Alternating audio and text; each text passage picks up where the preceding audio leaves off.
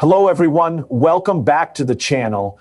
Today we're diving into an unfolding and highly significant development, the mounting panic within Russia after Ukraine's massive strike deep inside Russian territory and its broader implications for the war. It's a complex picture, military, political, strategic, and humanitarian, so let's unpack it step by step. We start with what happened. Ukraine has carried out a major strike targeting critical Russian infrastructure, notably in the regions of Bryansk and Oryol, hitting energy facilities, substations and power plants that support Russia's war effort, logistics and defense industry. At the same time, Russia has launched massive drone and missile attacks on Ukraine's energy grid and civilian infrastructure, aiming to undermine morale ahead of winter. Taken together, these operations point to a shift in the war's dynamics, Ukraine going on the offensive into Russian-held or Russian territory, and Russia reacting not just at the front, but in the rear infrastructure, which raises alarm in Moscow. So, why is Russia in panic? There are several interconnected reasons. First, the fact that Ukraine was able to strike deep inside Russia with precision missiles at energy infrastructure shows a vulnerability that Moscow had hoped was secure.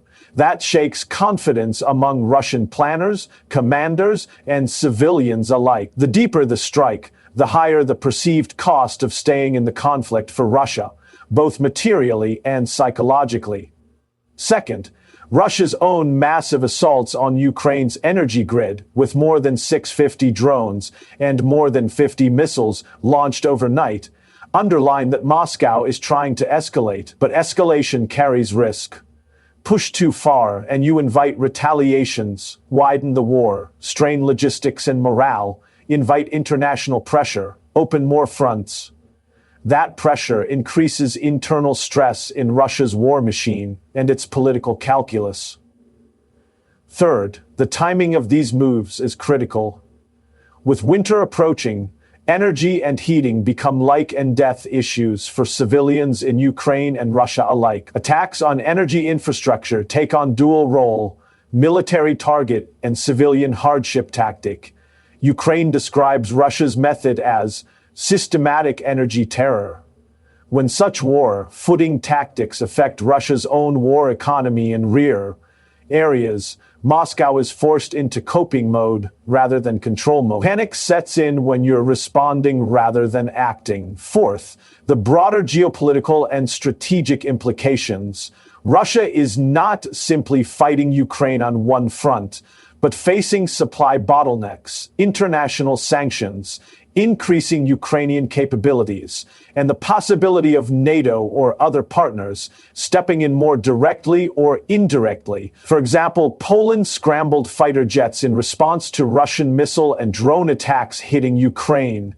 This suggests the war is forcing Russia into positions where its actions have fallout beyond Ukraine's borders, which further raises panic in Moscow about containment, escalation, and strategic risk. Now, let's zoom out and look at how this strike fits into the larger war effort and what the implications might be. In the early stages of the war, Russia expected a quick victory, but Ukraine's resilience and rising Western support have changed the dynamics. Ukraine's ability to hit back, not just defend, but strike into Russian territory, shows that the war is entering a more protracted, attritional, and multidimensional phase. Russia's panic partly stems from the realization that what seemed like its rear areas are now within reach of Ukrainian weapons and tactics. The infrastructure dimension is especially telling.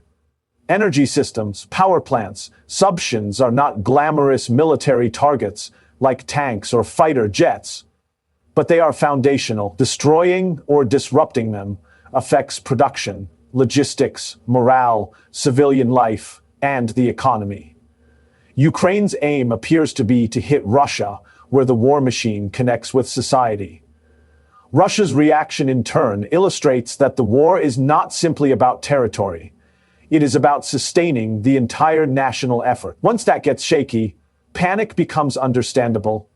Let's examine the likely short-term impact of this strike and Russia's reaction.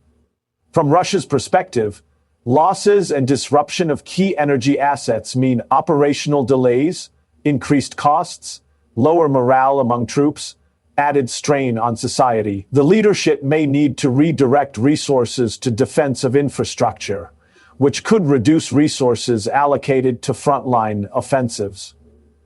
The fact that Ukraine's strike was confirmed suggests it was not minor.